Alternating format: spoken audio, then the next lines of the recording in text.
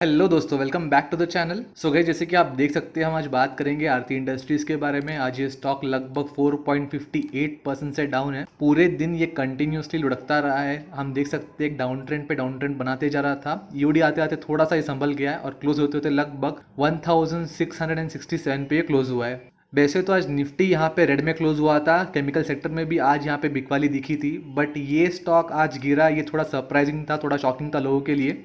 लोगों को एक्सपेक्टेड ये था कि आज इतने प्राइस से ये चढ़ेगा, लगभग 5% तक ये ऊपर जाएगा, 5% के भी ऊपर ये चढ़ेगा। बिकॉज कल इसके रिजल्ट आए थे, रिजल्ट डिसेंट आए थे। साथ ही साथ यहाँ पे डिविडेंड और बोनस भी यहाँ पे कंपनी ने डिक्लेयर किया था, तो लोगों को लगा था ये स्टॉक और भी चढ़ सकता है और भी अच्छे रिटर्न दे सकता है। बट अनफॉर्चुनेटली बिल्कुल ऑपोजिट हुआ। ये स्टॉक जो है लगभग 5% के आसपास यहाँ पे लुढ़का है। सो आज की वीडियो हम देखेंगे इसके पीछे रीजंस क्या है, किन पॉइंट्स की वजह से ये स्टॉक यहाँ पे डाउन ट्रेंड बनाते हुए दिख रहा है, यहाँ पे लुढ़कते हुए दिख रहा है, करेक्शन में जाते हुए दिख रहा है। और इसी के साथ साथ काफी पोटेंशियल शेयर है यहाँ पे, काफी लोगों की निगाह यहाँ पे बनी हुई है। तो एग्जैक्टली सही टाइम क्या हो सकता है यहाँ पे स्टॉक को एक्यूमुलेट करने का या स्टॉक में इन्वेस्टमेंट करने का, वो भी इस वीडियो के एंड तक हम एनालाइज कर लेंगे। सबसे पहले यहाँ पे कंपनी ने जो रिजल्ट अनाउंस किए हुए इस पे नजर डाल लेते हैं। तो आप देख सकते हैं यहाँ पे इनके सेल्स जो है लगभग 1209 करोड़ के हुए थे।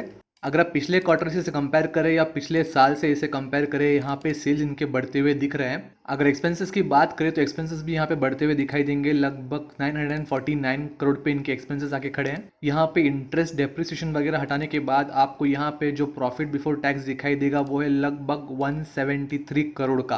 पिछले क्वार्टर से यहाँ पे आपको गिरावट दिखाई देगी। पिछले साल से कंपेयर करें तो यहाँ पे बढ़त है। और यहाँ पे जो मेन प्रॉफिट है, नेट प्रॉफिट टैक्स वगैरह निकालने के बाद आपको यहाँ पे दिखेगा 136 करोड़ का।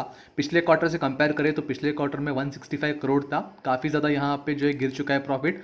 पिछले साल से कंपेयर करें तो यहाँ पे रिजल्ट्स बेटर है। और इसी के चलते हुए आपको यहाँ पे अर्निंग पर शेयर भी यहाँ पे गिरते हुए दिखाई देगा। लगभग 7.81 का अर्निंग पर शेयर बन चुका है, जबकि पिछले क्वार्टर में लगभग 9.49 का यहाँ पे अर्निंग पर शेयर था। सो यहाँ पे हम कह सकते हैं रिजल्ट डिसेंट आए, रिजल्ट अच्छे आए। यहाँ पे कंपनी ने अच्छा खासा प्रॉफिट दिखाया हुआ है। बट अगर कंपेयर करें यहाँ पे पहले के रिजल्ट से तो यहाँ पे जो है काफ़ी यहाँ पे डिसअपॉइंटिंग रिजल्ट दिया हुआ है। बिकॉज मार्केट एक्सपेक्ट कर रहा था कि इसके पिछले क्वार्टर के प्रॉफिट को ये ब्रीच अप कर लेगा या फिर एटलीस्ट उसके जो है इक्विवेलेंट तो आएगा। बट अनफॉर्चुनेटली काफ़ी बड़ा डिफरेंस आपको यहाँ पे पिछले क्वार्टर में और इस क्वार्टर में दिखाई दे रहा है। एंड करंटली काफ़ी ज़्यादा बूमिंग टाइम था स्पेशलिटी केमिकल्स के लिए। जो ये कोरोना का सिचुएशन था उसका काफ़ी ज़्यादा बेनिफिट यहाँ पे स्पेशलिटी केमिकल को मिलते हुए दिख रहा है।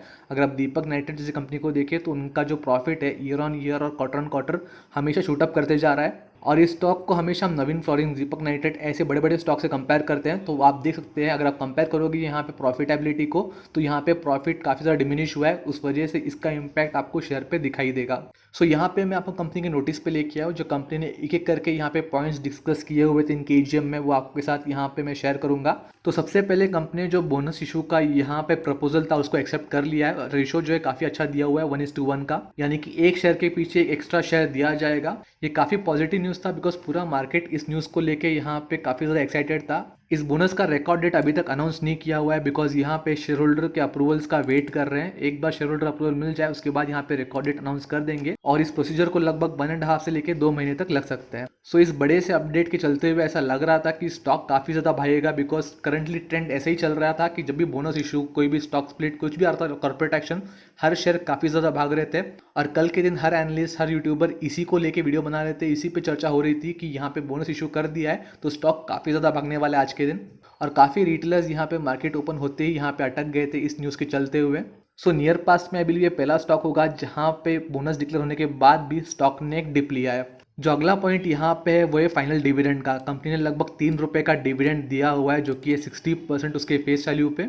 सो जब ये डिविडेंड अनाउंस हो रहा था ये स्टॉक लगभग 1700 का चल रहा था। तो ऑब्वियसली डिविडेंड इतना बड़ा नहीं है या फिर डिविडेंड इतना ज़्यादा अट्रैक्टिव नहीं है कि स्टॉक की प्राइस में कोई मूवमेंट ला सके। सो इस डिविडेंड का इम्पैक्ट हम यहाँ पे न्यूट्रली पकड़ लेते हैं। जो अगला न्यूज़ यहाँ पे कंसिडर करने वाला है जिस वजह से स्टॉक के प्राइस में यहाँ पे हैम्पर हुआ है, जो मार्केट में एग्जैक्टली यहाँ पे स्पेकुलेशन चल रहा है, वो है यहाँ पे कंपनी लगभग 1500 करोड़ जो है मार्केट से उठाने वाली है, मार्केट से रेस करने वाली है। और कंपनी ने अभी तक यहाँ पे एग्जैक्टली डिस्क्लोज नहीं किया हुआ है कि ये एग्जैक्टली कैसे रेस करने वाले। उन्हें काफ़ी ज़्यादा ऑप्शंस यहाँ पे दिए हुए हैं कि यहाँ पे डिबेंचर, वारंट्स, ऐसे सब चीज़ों से यहाँ पे रेस करेंगे। बट अगर यहाँ पे 1500 करोड़ ये बॉन्ड के थ्रू, फिक्स्ड इनकम सिक्योरिटी के थ्रू रेस कर रहे हैं तो काफ़ी ज़्यादा इंटरेस्ट जाएगा। उसकी वजह से उन्होंने यहाँ पे एक और ऑप्शन रखा हुआ है QIB का, क्वालिफाइड इंस्टीट्यूशनल प्लेसमेंट का।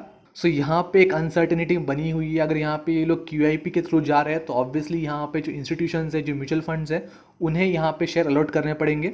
और जब भी यहाँ पे QIP में शेयर अलॉट होते हैं, यहाँ पे डिस्काउंट प्राइस नहीं होता है, लगभग 10 से लेकर 15% का डिस्काउंट नॉर्मली दिया जाता है। सो उस चीज़ को लेके काफ़ी ज़्यादा कन्फ्यूजन क्रिएट किया गया है, काफ़ी ज़्यादा बस क्रिएट किया गया है। बिकॉज अगर QIP से यहाँ पे शेयर अलॉट हो रहे हैं तो यहाँ पे डाइल्यूशन के चांसेस भी शेयर के बढ़ जाते हैं। शेयर का ओवरऑल वैल्यू जो है, ओवरऑल जो इसके फंडामेंटल्स है, उसमें भी यहाँ पे हैम्परिंग हो सकता है। बट अगेन एक पॉइंट यहाँ पे कंसिडर करना चाहिए कि 1500 करोड़ एक काफ़ी बड़ी अमाउंट है। यहाँ पे अगर कंप्लीटली यहाँ पे फिक्स्ड इनकम के थ्रू, बॉन्ड्स के थ्रू, वारंट्स के थ्रू रेस कर रहे हैं तो यहाँ पे इनको काफ़ी बड़ा अमाउंट इंटरेस्ट के फॉर्म में देना पड़ेगा, जो कि कंपनी के प्रॉफिटेबिलिटी में काफ़ी ज़्यादा हैम्पर करेगी। तो उस केस में अगर देखिए तो QIB का ऑप्शन या फिर दोनों का मिक्स्ड 50-50% भी करे तो आई बिलीव एक बेटर ऑप्शन होगा कंपनी के लिए। सो बेसिकली यहाँ पे QIB में शेयर जो है डिस्काउंट में यहाँ पे एलोकेट कर सकते हैं बड़े म्यूचुअल फंड्स को, बड़े बड़े प्लेयर्स को। उस वजह से यहाँ पे मार्केट थोड़ा स्पेक्युलेटिव है इसको लेके।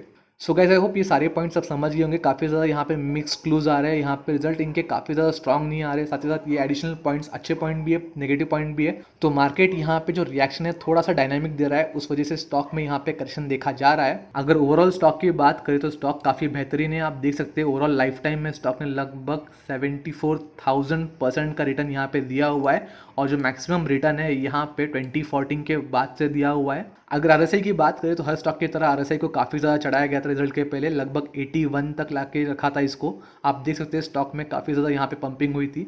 बट जैसे रिजल्ट अनाउंस हुए, भले रिजल्ट अच्छे हो बुरे हो, यहाँ पे स्टॉक में गिरावट शुरू हो गई है। और लगभग आज के दिन ये RSI 58 पे चल रहा है। आगे और गिरावट हो सकती है, ये RSI लगभग 40 को भी ब्रीच कर सकता है। अगर आज का इसका ट्रेडिंग पैटर्न देखें तो ये स्टॉक ऑलमोस्ट इसके बॉलिंजर बैंड के मिड लेवल को टच कर चुका है। इसको टच करके वापस ऊपर गया है, लगभग 1665 को क्लोज हुआ था और यहाँ पे ऑलमोस्ट टच कर चुका था 1642 को। सो ये गिरावट हम कुछ और दिन देख सकते हैं। बट अगर ये आपके पास स्टॉक है लोअर रेंज पे तो मुझे लग रहा नहीं है आपको डरना चाहिए, इसको बेचना चाहिए, बिकॉज काफ़ी बेहतरीन स्टॉक है। आगे इसमें और गिरावट दिखाई दे रही है बिकॉज आज इसका एक सपोर्ट जो था लगभग 1693 का, उसको इसने ब्रीच किया है। सो अगर आगे यहाँ पे गिरावट होती है तो इसका जो इमीडिएट नेक्स्ट सपोर्ट है लगभग यहाँ पे 1500 की रेंज में आपको दिखाई देगा। अगर ये इसको भी ब्रीच करता है सो ये फाइनली अराउंड 1280 या 1300 की रेंज में जाके सेटल हो सकता है, बॉटम आउट कर सकता है। सो अगर बात करें यहाँ पे स्ट्रैटेजी क्या होनी चाहिए तो आप देख सकते हैं स्टॉक काफ़ी टाइम से यहाँ पे अप ट्रेंड में जा रहा था, काफ़ी माइनर करेक्शन हो रहा था। जो लास्ट कंसिडरेबल करेक्शन था वो था लगभग दिसंबर जनवरी के टाइम पे, जब स्टॉक ऑलमोस्ट यहाँ पे 15% तक करेक्ट हुआ है। उसके पहले ये करेक्शन की बात करें तो ये था अक्टूबर के मंथ में, जब स्टॉक यहाँ पे 13% तक करेक्ट हुआ है। बट अगर पिछले 3-4 महीने की बात करें तो स्टॉक में कभी भी एक मेजर करेक्शन आया नहीं है, एक बड़ा करेक्शन आया नहीं है। स्टॉक लगातार अप मूव पे अप मूव देते जा रहा है। बीच में एक रेड कैंडल दिखा रहा है, बट जब भी यहाँ पे रेड कैंडल दिखाता है उसके बाद की जो ग्रीन कैंडल है इसको एंगल्फ कर लेती है, एंगल्फिंग कैंडल बनती है, यानी कि उससे भी बड़ा यहाँ पे कैंडल बना रहा है, उससे भी तेजी से ऊपर बढ़ रहा है। तो ऑब्वियसली बात है जब भी कोई स्टॉक इतनी तेजी से ऊपर जाता है, इतनी तेजी से आगे बढ़ता है, तो उसमें जो आगे जाके हल्की फुल्की करेक्शन दिखाई दे ही देती है। स्टॉक में थोड़ा करेक्शन आ ही जाता है। उसके रीजंस काफ़ी ज़्यादा हो सकते हैं, छोटे से छोटा रीजन भी उसको इफेक्ट कर सकता है। सो यहाँ पे रिजल्ट डिसेंट आए थे बट स्टिल इसके पिछले नंबर को ये कंपेयर नहीं कर पाया था, पिछले नंबर को ये बीट अप नहीं कर पाया था, वो एक रीज़न यहाँ पे बनता है। उसके बाद यहाँ पे जो फंड रेजिंग के लिए ऑप्शंस यूज़ किए जा रहे हैं उसको लेके अनसर्टेनिटीज़ यहाँ पे बढ़ रही है। और सबसे मेन चीज़ यहाँ पे जो स्टॉक के फंडामेंटल्स है काफ़ी ज़्यादा ओवर वैल्यूड हो गए, इसका पी काफ़ी ज़्यादा बढ़ गया है। करंटली स्टॉक अपने बुक वैल्यू से लगभग 10 टाइम्स हायर प्राइस में यहाँ पे ट्रेड कर रहा है। तो यहाँ पे कोई ना कोई रीज़न चाहिए था स्टॉक को करेक्ट होने के लिए, यहाँ पे करेक्शन लाने के लिए। सो ये एक हेल्दी मार्केट करेक्शन हम कह सकते हैं। आज के दिन ये स्टॉक ऑलमोस्ट 5% तक करेक्ट हो चुका है, आगे भी हमें लगभग 10% तक की गिरावट देखी जा सकती है। अगर किसी के पास ये स्टॉक लोअर रेंज पे है तो मुझे लग रहा है उन्हें सेल नहीं करना चाहिए, होल्ड करना चाहिए। अगर कोई यहाँ पे नियर पास्ट में यहाँ पे होल्ड कर रहा है तो एक स्टॉप लॉस के साथ होल्ड कर सकते हैं। और जब भी आपको यहाँ पे स्टॉक लोअर लेवल में मिलता है एक री एंट्री का सोच सकते हैं। अगर कोई यहाँ पे काफी ज्यादा कंजर्वेटिव इन्वेस्टर है तो यहाँ पे 1300 से लेके 1400 के रेंज के लिए वेट कर सकता है यहाँ पे एंट्री लेने के लिए। बट कोई अगर रिस्की बेट लेना चाहता है या फिर लॉन्ग टर्म इन्वेस्टिंग से यहाँ पे पार्ट ले रहा है तो आई बिलीव यहाँ पे 1550 का रेंज एक बेस्ट होगा यहाँ पे इन्वेस्टिंग शुरू करने के लिए, SIP शुरू करने के लिए। बट अगेन आपको कंसिडर करना है एक गिरता हुआ शेयर है तो यहाँ पे पॉसिबिलिटी काफ़ी ज़्यादा बन जाती है कि आप एंट्री लोगे ये और करेक्ट हो जाएगा। तो आपको काफ़ी छोटा अमाउंट यहाँ पे डालना है ताकि आपका जो प्राइस है अगर ज़्यादा नीचे भी जा रहा है तो आपके पास एवरेज आउट करने के लिए फंड बना रहे जब भी एक बॉटम आउट कर जाता है। साथ ही साथ आपको परवाह ना पड़े कि नीचे जा रहा है तो आपका जो लॉस हो रहा है आप उसे पकड़ पाओ, उससे जो होल्ड कर पाओ, आपके बुक्स में उसे रख पाओ। ओवरऑल स्टॉक काफ़ी अच्छा है, स्टॉक के फंडामेंटल्स काफ़ी अच्छे हैं। स्पेशलिटी केमिकल में काफ़ी बड़ा बूम, काफ़ी बड़े रैली के बाद करंटली स्पेशलिटी केमिकल एक स्टैंड बाय मोड पे चल रहा है। अगर आप दीपक नाइट्रेट भी देखोगे तो स्टॉक के फंडामेंटल्स अच्छे थे, नंबर्स तो काफ़ी बेहतरीन थे। स्टिल वो स्टॉक भी यहाँ पे साइड ट्रेंड में जाते हुए दिख रहा है, बिकॉज एक फेज़ होता है स्टॉक का चलने के बाद, उसे थोड़ा रुकना ही पड़ता है, थोड़ा कंसोलिडेट करना ही पड़ता है, उसके बाद ही एक नया जंप या नया मूव जो है यहाँ पे स्टॉक देता है, जब भी यहाँ पे वीक हैंड्स एक्सचेंज करते हैं। सो ये स्टॉक वॉच लिस्ट में जरूर होना चाहिए। जब भी सही टाइम लग रहा है कि बॉटम आउट हो रहा है, यहाँ पे एंट्री करने का टाइम आ गया है, स्टॉक आगे बढ़ने के लिए रेडी होता है, तो आप यहाँ पे एंट्री जरूर ले सकते हैं। बोनस का रिकॉर्ड डेट वगैरह अनाउंस होने तक ये स्टॉक में तेजी देखी जा सकती है, बट अगेन इस चीज़ में काफ़ी टाइम लग सकता है, लगभग 2 महीने का भी टाइम लग सकता है, तो उस बीच ये स्टॉक में और भी बड़ा डिप आ सकता है, तो यहाँ पे जो है पेशेंटली वेट करना जरूरी होगा। सो गाइस, आज की वीडियो में बस इतना ही। मैं आपसे अगली वीडियो में जल्दी मिलूंगा, तब तक के लिए गुड बाय।